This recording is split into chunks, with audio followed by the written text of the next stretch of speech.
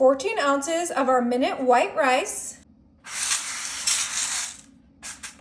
Now I'm coming in with my 3 pepper and onion frozen blend, and I'm using 1.5 packages. I just put it all in my 1 package for easy accessibility, and we're just spraying that right on top of our rice. For protein, I have my large frozen shrimp, tail off and cleaned, and we're just putting that right on top of our bell peppers. We like to keep this frozen because all of that liquid will help the rice cook.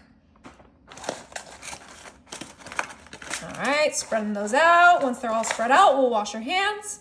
Now this next ingredient is optional, but I think it brings a nice crunch. We have our unsalted peanuts, and we're just gonna do a nice sprinkle of those right on top. We don't need that much, maybe like 1/4 a cup of our peanuts should be plenty, but that looks great for this super easy 1-pan dinner.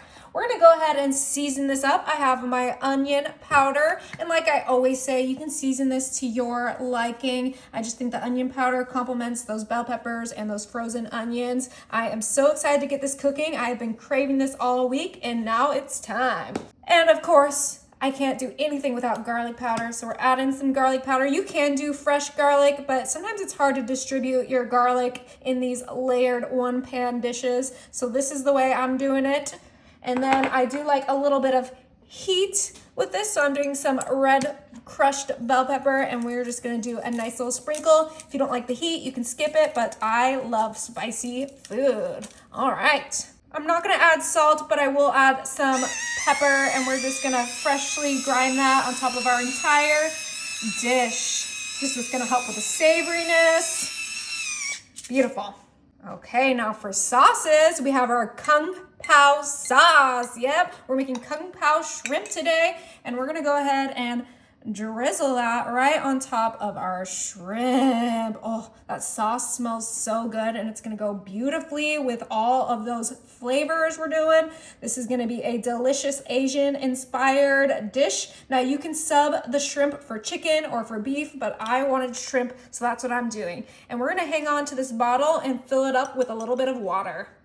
All right, I actually filled it up almost all the way to the top. We're gonna put our lid on and give this a good shake. We'll get more of that sauce out.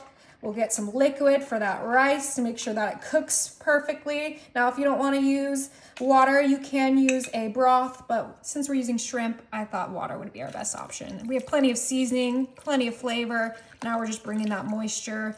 It's gonna help distribute our sauce all the way through our dish.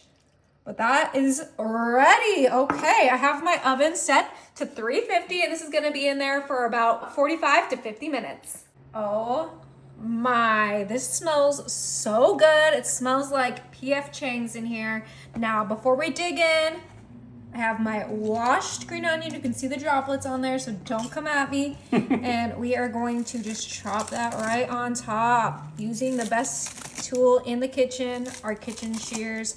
Oh, those are flying. And we're just getting a good amount so we have some freshness, some onion, some deliciousness. Lots of green onion. Look at that beautiful color it adds. That's gonna be good. All right, time to dig in. And I think I'm just gonna go for the center. Oh yeah, that rice is perfectly cooked. Oh my goodness, okay. Get a little bit more sauciness. Look at that. Excited, the peanuts, the bell peppers, the sauce.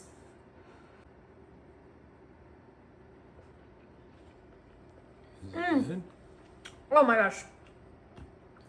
Wow. That is so good. You guys are gonna absolutely love this.